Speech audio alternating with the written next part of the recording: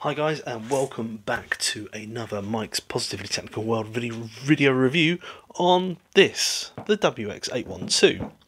No, your eyes aren't tricking you. This is the same angle grinder that I did a video review on a couple of months back, and I got a bit of a bollocking in the comments section. The comments turned around and went along the lines of, "Oh my dear God, Mike, it's amazing that you managed to do that. How on earth did you manage to pull that off? The discs you were using were absolutely massive." And I was like, okay, right, fine. I do read all my comments and I take them on board.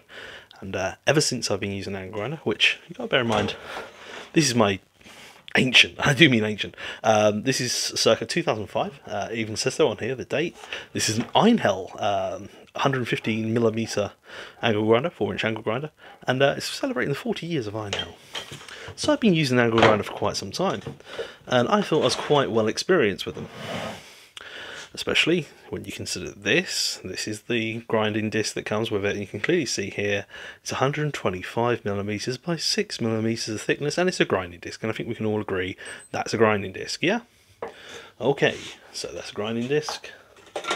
And then when I bought a multi-pack from Audi, you can see here, even still with this, is 125mm, and this disc also is 6mm of thickness. You can also see a cutting disc made by worx from Audi, and you'll see that this is 3.2mm in thickness, and that is, as far as I'm concerned, a cutting disc.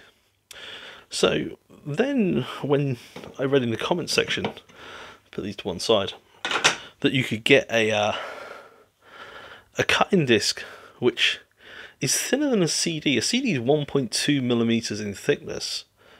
And somebody said to me, "Oh yeah, you should be using a 1mm disc." And I'll be honest with you, I didn't really believe them. A 1mm disc, I mean, that's thinner than a CD, yet still has cutting ability and the ability not to fold in half. I mean, look at a CD, okay, it's made out of plastic, but you look at a CD, it's flexible, there's nothing to it. You can't cut with 1mm thick of anything. Yeah, apparently you can. For all these years, I've never realised there are 1mm thickness blades. Must have been hiding in a rock or something. So now I've got to, for my viewers' pleasure, go back and redo the tests which we've previously done. Unfortunately, I don't have another rusty... well, I don't have a lot of anything actually, but most of the stuff which I had lurking around I cut up. So here's the railroad tie, or the railway tie. You can see the bites it went through last time, and we're going to go through that one again. This time we're going to have a new competitor on the market. We're going to have a look at this chain. Yeah, this is a standard multi-link chain. You lock it up with your padlock, bang, there you go. And this is quite tough. But then we've also got a new challenger on the scene. Ladies and gentlemen, behold, whilst I clear the way for this.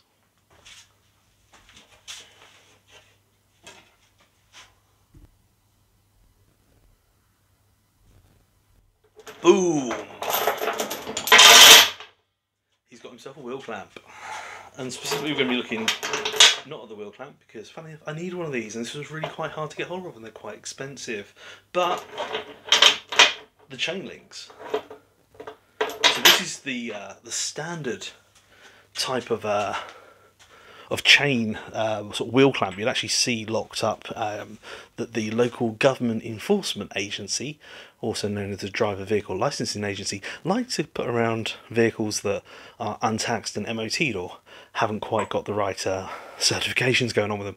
You also find them used by debt collectors and bailiffs as well to secure maybe stuff which has got outstanding finance on. So they're very, very good, and they're very, very strong, which makes you think that also the links on the chains must be made out of stuff that God himself reserved and kept secret.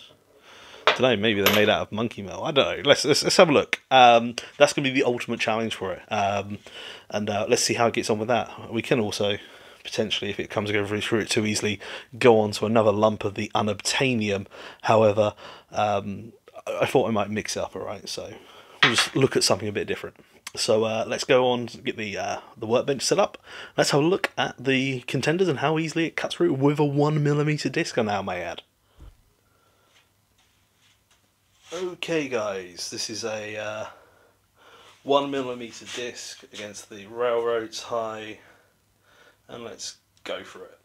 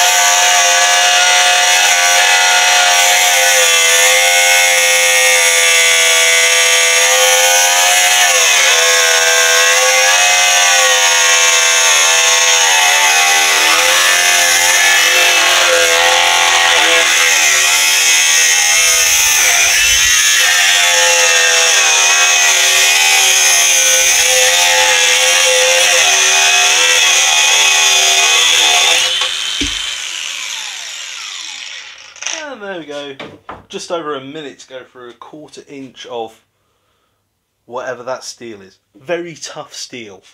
We'll call it very tough steel because of course it has to have millions of tons of rail freight going over the top of it to keep that rail held down. So it's done through that, nice and easy. We haven't got too much damage on the blade. Let's have a look at that. It's still relatively good shape, so I think we can move straight on. I'm just going to wait for this to cool down because this is probably, no, it's not actually too bad. Okay, I'm going to release this, change it over. New candidate is going to be coming in. The new candidate I think we're going to go for was the chain. What was the chain? Yeah, I think it's chain. We'll go for the standard chain and we'll see how this fares up. Give me 2 seconds. Okay, we're going to go through the chain link here and see how it gets on. 1mm blade, we've still got the same 4-amp battery we started with. Let's just go for it and see when it goes through.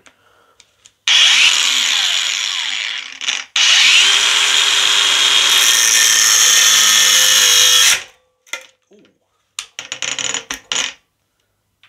It went through so fast that it broke the blade.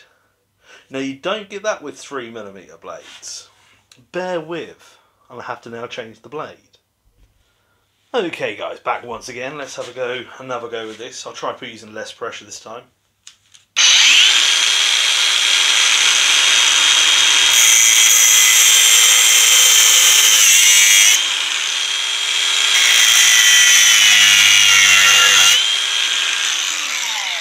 Yeah, that was really easy, let's be honest. There wasn't really much to that. Actually, I think the railroad tie was probably a little bit harder than what that was. So, yeah, let's give that a 0 out of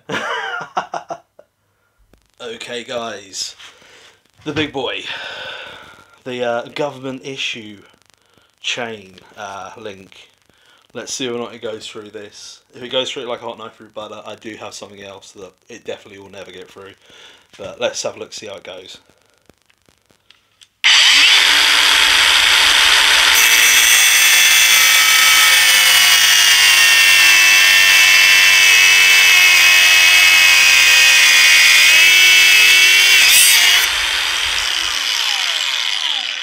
Not actually that difficult as it turns out. Let's go from the other side.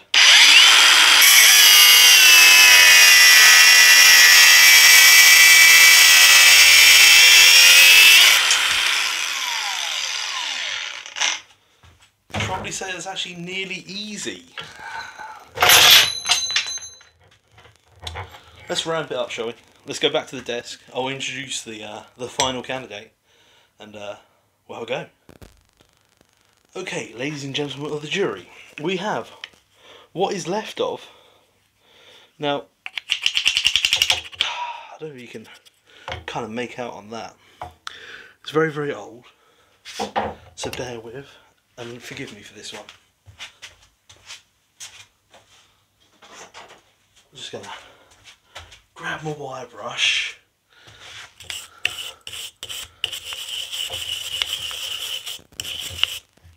That there says "On Guard," and this is the shackle and lock from the thing called the Beast. On Guard the Beast is one of the most infamous locks known for motorcycles. It's known due to the fact being that it's made out of, well, stuff which even insurance companies laughed at, because they're like, huh, if anyone buys it for their bike, we will be laughing all the way to the bank. But what about it? I'm pretty sure I should go through the shackle, really. I mean, this is really not messing around. This is the time when I bought this originally. This was like 160 quid. Unfortunately, the barrel on it now is so badly rusted that the key doesn't really even work in it. The key itself is a marvel. But yeah, let's just, for the hell of it, and it's welded and shut in place, and then yeah, however it's made out of iron and brimstone. But let's try and have a look at the shackle. See how well it cuts through the shackle. This is supposed to be anti-crimp. I've seen blokes go through 9-inch angle grinder discs, multiple versions of them, trying to get through this. So yeah, let's see whether I can cut it in half. Which, I suppose once you cut it in half, I suppose we can see if we can get through the other half of it as well. But let's not go there. Let's just see whether or not it chews a blade or quite what it does.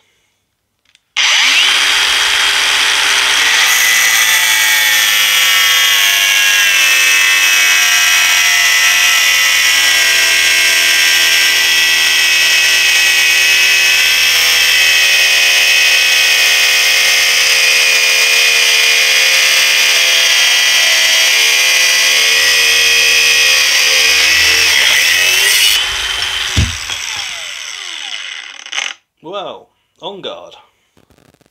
Maybe it's meant to be the chain that's meant to be the really hard part. I mean, not being funny thing. Let's go for it again, shall we? Because that was seriously quick. I mean, I'm going to wait for it to roll around to 12:30 and then I'll start again. But that's seriously quick performance. Ready?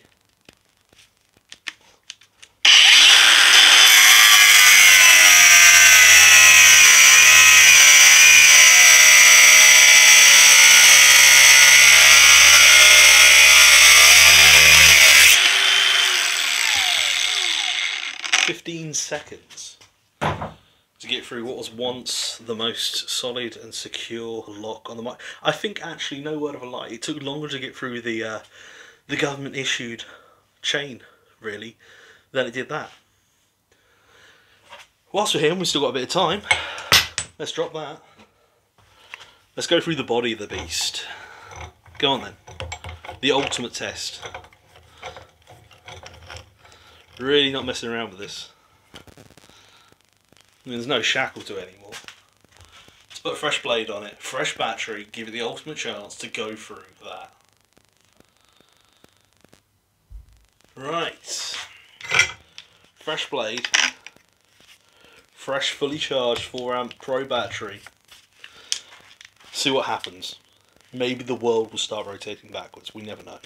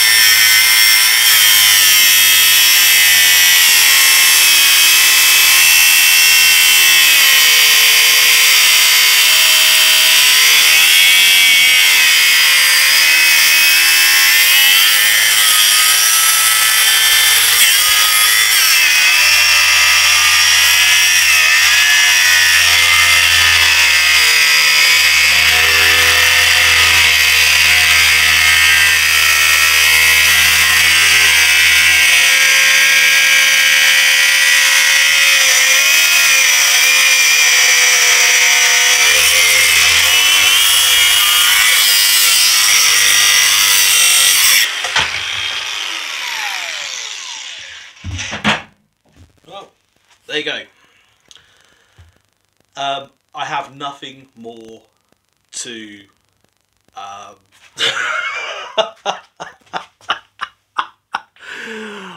have nothing more to break.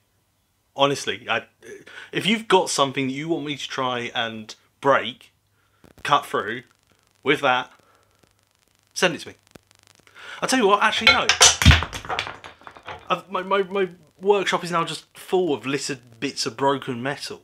Hundreds of pounds worth of broken metal. Let's try one more thing. I do have one more thing. Yale boron lock. Beautiful, isn't it? This is a dual shackled lock. It's near as makes a difference, about 2 inches in across. Let's go through one of these.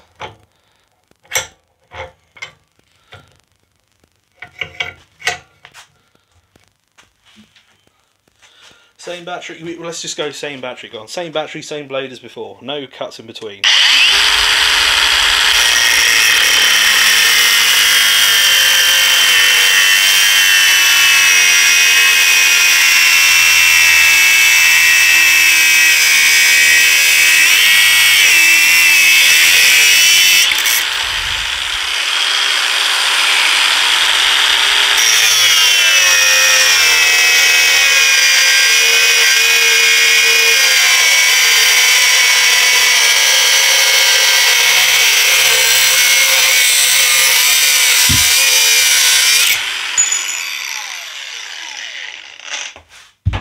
There you go. Anything else? Anyone wants to add? Anyone wants to send me anything? I don't know how you work that in YouTube terms, but yeah, drop me a message to Mike's Positech World at gmail.com. Yeah. Let's go and have a quick wrap up. There we have it, guys. Absolute pure carnage wrecked on everything that ever tried to stand in its way. Just for reference, like I said, this lock supposedly was rated the highest security lock that money could buy at one point. And then he chucks it underneath his desk. The Yale boron lock, decimated. Shackle, decimated. Casing, decimated. The government issue lock, chain, sorry, decimated. The lightweight bicycle lock, decimated. The other half of the lock. Just seriously, how much more pain do you want, guys? I mean,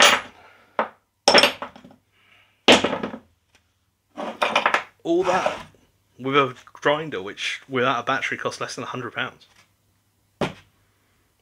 I really, if you want an angle grinder that's brushless, 20 volt, 18 volt, whatever you want to call it, buy one of those. I'm a little bit speechless, if I'm honest, but there you go. I hope this has satisfied the needs of the viewers. If it doesn't, send me something which is really, really, really, really, really tough and really strong, and you really want to see this go through, and it might struggle with. Oh, by the way, the temperature of it is cold as ice, as you'd expect. It's not even warm to the touch. Slight tiny bit of warmth, maybe about 20 degrees around the casing, but that is purely, I think, more to the transfer than anything else. The disc that it went through, realistically, was my fault. I think I twisted it. You'll be able to see it back in the video and play it all day long for your heart's content.